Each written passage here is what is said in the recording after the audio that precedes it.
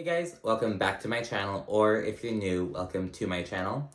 Today I'm here to review Real Housewives of New Jersey, Season 12, Episode 3, A Very Jersey Kegger. And now this is the first episode of Season 12 that we get their actual taglines. So here they are.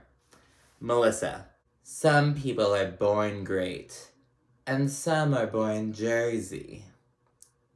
Doesn't make sense. Do not like that one. Dolores, I don't start the drama, but I will stop the show. Again, doesn't really make that much sense, but whatever. Margaret, I say, when you have nothing to hide, there's nothing to lose. I kind of feel this one, alludes to her, being an open book, opening up about her life and everything last season. And of course, her kind of being a little shit stirrer this season, bring up the drama, whatever.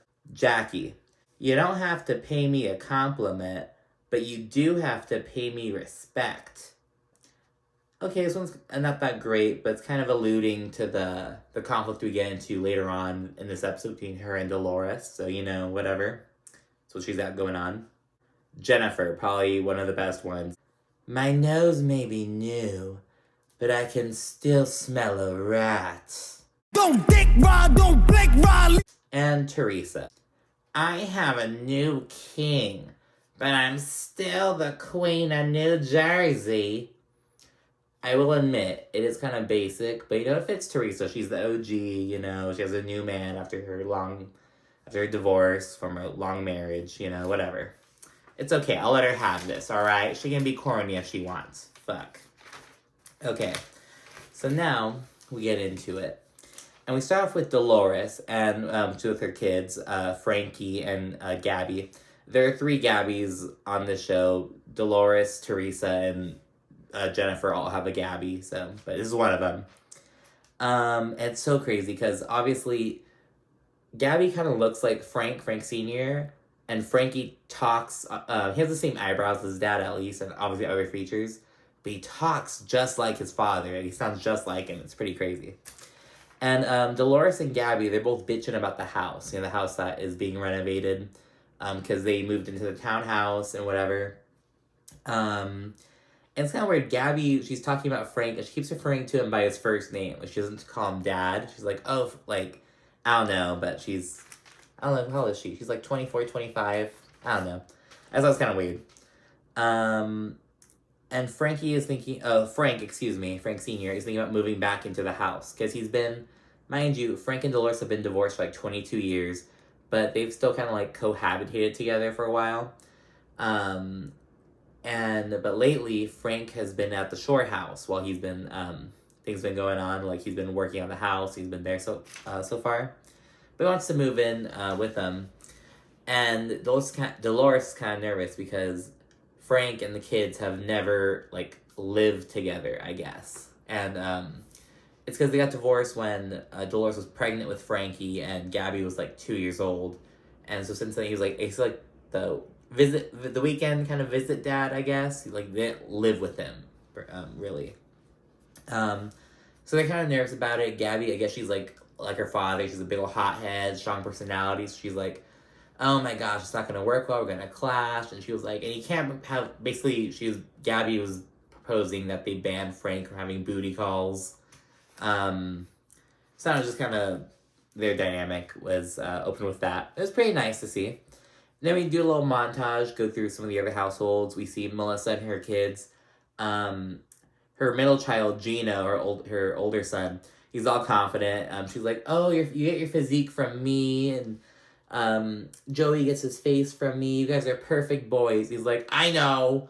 Really funny. And then we get to Jackie's place, and the kids are finally going off to camp. They're going down to Florida. All four of them, all getting shipped out. Then we get to Teresa, and so they're at a little boutique and doing a little photo shoot because Gia has a sweatshirt line, and it's based off of the viral video. The video that went viral last year about her saying, waking up in the morning, thinking about so many things. So she basically started to capitalize off of it by turning it into a sweatshirt brand. So good for her, getting that kind of business owner. It's awesome. Then we find out that Melania, Teresa's third daughter, is still upset at Joe Gorga because Melania is a straight up daddy's girl. She's I don't know. She and Joe Giudice, her father, have always had a really close bond. And as you recall from the last episode, Joe Gorga and Gia got into it because there's family drama for years and years, as you guys will know. So it's just kind of weird because the girls are old enough to now be like really bothered by what their uncle's saying about their dad, how their uncle feels about their dad. But they're also old enough to like see and understand and go back and watch the shit that their dad did.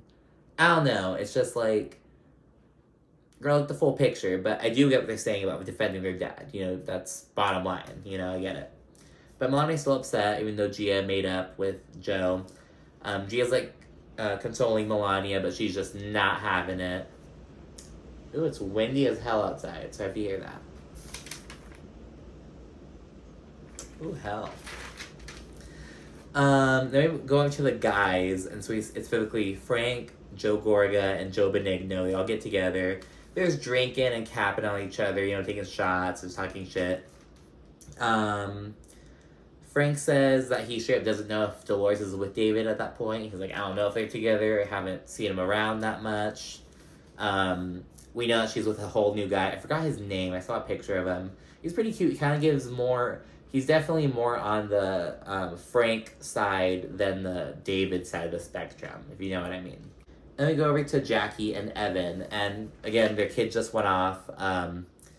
They go on a date right on the water. Like you can see Manhattan right across the water. It's really beautiful. And then they're talking about planning a frat party because she was in a sorority, he was in a frat, and like they're in the they're just part of that lifestyle, and so they're like let's introduce our friends, our castmates to that kind of vibe. So they went to a frat party. It sounds pretty fun, cool, cute theme, whatever. And then we go over to Jackie discussing her eating disorder at dinner, and as a viewer, you notice that she's discussing her eating disorder, but she's not eating. And she says because she gets it's early and she doesn't want to eat at that time. She has a really routine eating schedule, but it's something that you, as a viewer, notice. She's talking about her eating disorder, experience with anorexia, while at a table she's not ordering anything. So it's kind of like off-putting for a second, but she does say later on that her eating is really ritualized, and Evan then tells Jackie that their kids notice her strange eating habits, I believe they say, verbatim. Like, there's at the age where like, oh, why does mommy only eat these things, or like, whatever. And it gets intense very quickly, so Jackie gets really emotional. Evan suggests that she goes to therapy because she admits that she's still kind of struggling with her eating disorder, and she's afraid of falling back into that because it doesn't ever go away. Addictions never stop, it was a really, again, it escalated very quickly. You have beautiful dinner, you're talking about the kids, and it escalates to talking about the eating disorder. It's very emotional. It's a very quick progression, but it's very refreshing to see the openness that you're talking about, and to see Evan so supportive. He's saying that, he's going to help her through it, through getting a therapist and everything. And it was just, it was a really important moment in the episode, I'll say. I've seen other recappers, people on Twitter, bring up that, like the last season, I can think of a few different times where Jackie would go to someone's house and she'd be like, oh, and they're like, oh, you want something to eat? She's like, oh, no, I literally just ate in the car. And it's kind of like, if you have experience with eating disorders, or know someone who has kind of like a trigger, just little excuses like that. Like, I just ate in the car. I had a heavy breakfast. I'm going to go out to dinner later on. Things like that. That are everyday excuses to basically not eat. It was refreshing to see her bring it up and talk about it head on, and to see Evan being very supportive. So it was a very important part of the episode. I'll see that. So then, that was intense. I'm talking about, we go over to Jackie reaching out to Jennifer. They haven't talked since Dolores's, when Jennifer's really emotional and Dolores was kind of apathetic, and as was Margaret. And so she's talking, kind of controlling Jennifer, and Jackie straight up says, I don't think Dolores is being a very good friend to you right now, basically. Basically, she needs people to be more understanding, and she needs soft love right now, not that tough love, basically. Dolores is very old school, tough love, whatever, but Jackie, she's kind of like, she needs that softer love. It's kind of going back to the differences between Dolores and Jackie, which kind of bubbled up, I believe it was 2 seasons ago, season 10. Then we go over to Teresa. She and her family, she and her daughters, they're all going to Louis' to make pizzas. And he invited Joe Gorga, Melissa, and their kids. So basically all the cousins are getting together. It was really cute. I grew up with a shitload of cousins on my mom's side specifically. My dad's side had no cousins till I was 16. But my mom's side had a shit ton of cousins. So it reminded me of my own experiences growing up, I guess. And then we talk about Teresa still being very anti-Margaret. She's still on that shit about I don't get why Margaret thought it was okay to bring up Jennifer's past at a party when she was mad at me for bringing up a rumor at Jackie's party, basically. She's like, I don't get it, even though they're pretty different situations in a way, the way it went about, but Teresa's on that bullshit. And Louis suggests that they kind of do this family thing where it's they go around in a circle and basically talk about something that they want to work on. Basically acknowledging something that they want to focus on as a person, basically. And so I go around doing it. Joe Gorga makes shit awkward because he's like, we're family. He basically says something to the effect of, we're family. I should be able to say whatever I want, and you guys shouldn't hold grudges. We're family. He has that kind of view. Melania speaks up. She's kind of upset at that. But it goes pretty smoothly. Joe Gorga apologizes right away. And he says that he gets it now. He acknowledges that he needs to let go of the past so we can all move forward as a family. Basically just enjoy each other. So it actually went pretty well. It was funny because they're all kind of happy at the beginning, oh, what a weird game. Why does Louis want to make us do this? But by the end, they're all thanking him. Sometimes those little gay games work out. You know what I mean? It's it feels awkward at first, but once everyone starts going and talking about shit, you really hash shit out. So it went pretty well. Now we get to the night of the frat party. We felt that, so basically we see everyone getting ready at their respective houses, nothing too special. And then people start coming into the party. It's very it's like a sports bar. They have a private room at a sports bar kind of place, basically. Tracy, the friend of who's married to Tiki, she comes in, and she feels bad for Jennifer. And obviously I know Tracy knows Jennifer by this point, but I'm do you even know her? You know what I mean? She's over here she later straight up defends Jennifer against Margaret. It's do you even know the bitch? You know what I mean? But whatever. She's getting a presence, whatever. And she's a friend of, but she's getting solo scenes with her hubby, so that was pretty interesting. No girls around, she's getting ready for her husband. And I don't know if that happens with other friends of, I don't remember seeing Escala, in a solo scene on Potomac, in the sense of, there are no other women around, they're in her house, you know what I mean? So I don't know. Get to the sports bar, there's hella food, looks super bomb. There's a keg, there's beer pong, it looks like just a regular college party. Everyone starts pouring in. It was really funny. So Dolores and Joe Benigno, Margaret's husband, they have a really close bond. They're always Dolores is Joe Benigno's Dolores' husband. They'll kind of joke around like that. And so they're all lovey-dovey and hugging. And Margaret is looking, and it was probably just the editing, but they made Margaret look pressed as fuck. She was looking and stirring her little drink. just looking at him, being all lovey-dovey. And it was probably the editing, but it was funny as fuck. It was like, Margaret's pressed. And then also, Margaret is very apathetic towards Jennifer. Again, as mentioned, Tracy stands up for her. And it goes pretty smoothly. Margaret, says in a confessional, she's like, wait till you know Jennifer for another month. Let's see if you're still defending her. So it'll be interesting how that happens. You know how it goes. A new girl comes in. She sees what's going on. And she's like, oh, why are you guys being so mean to her? Bitch, you'll find out. You know, you'll see. And then Jackie's also kind of softly standing up for Jennifer. Not as assertively as Tracy, but kind of like softly.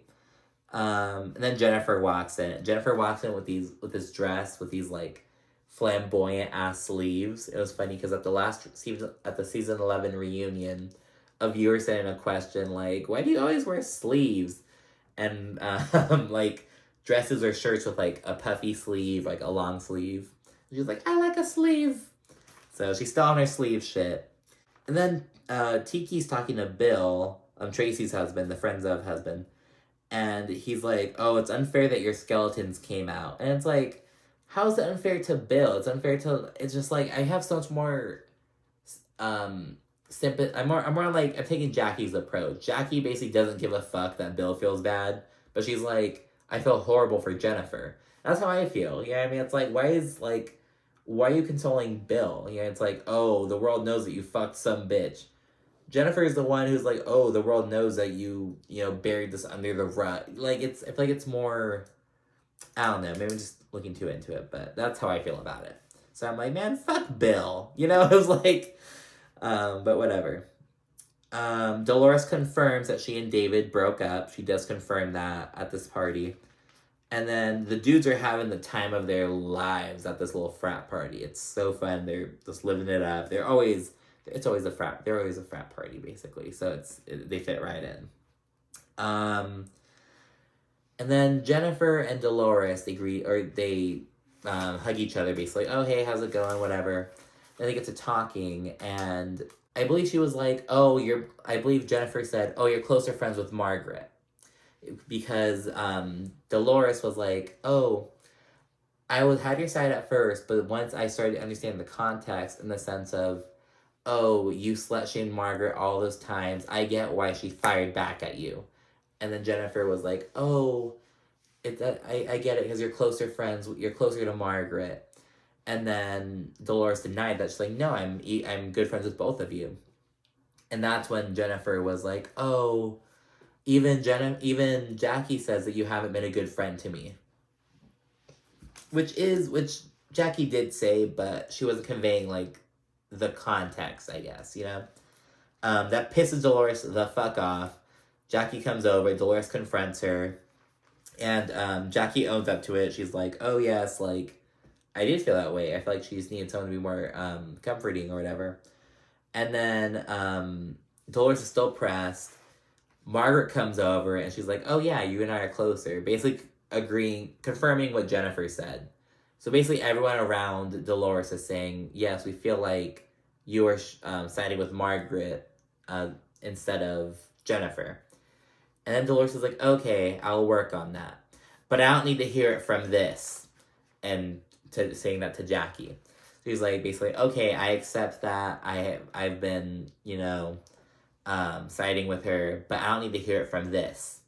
And she says it multiple times, and Jackie's like, what do you mean this? Like, I'm not this. Don't refer to me as this. And Dolores keeps doing it, and Jackie's like, but she basically demands respect, as she said in her fucking tagline. She's like, oh, you gotta refer to me with respect, and Dolores continues blowing up. Like, or what? Everyone's telling Frank, like, oh, Frank, Dolores is popping off, so Frank's on his way to go kind of see what's going on.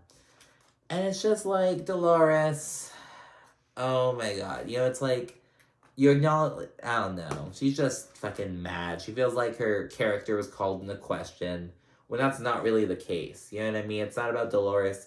Dolores is taking it as, like, she thinks I'm a bad friend. She called me an unloyal friend, like, so she's pissed, but that's not really what Jackie said, you know what I mean? Jackie was just straight up like, I feel like Dolores isn't giving you what you need at this moment in time. You know what I mean? So, but Jennifer, stirring up shit with her fucking fucked up nose, wants to go and I don't know. So I feel like Dolores and Jackie are gonna make up very quickly. I think Dolores will realize what the fuck's up. I think they'll patch it up. And I think they'll both be pissed as fuck at Jennifer. And then Jennifer's just gonna be with Teresa. And I guess I think Tracy might still be on her side. But yeah, so that's to be continued. So yeah, that's it for this episode. Thank you so much for watching. Like, comment, and subscribe. And I'll see you guys next week. Bye.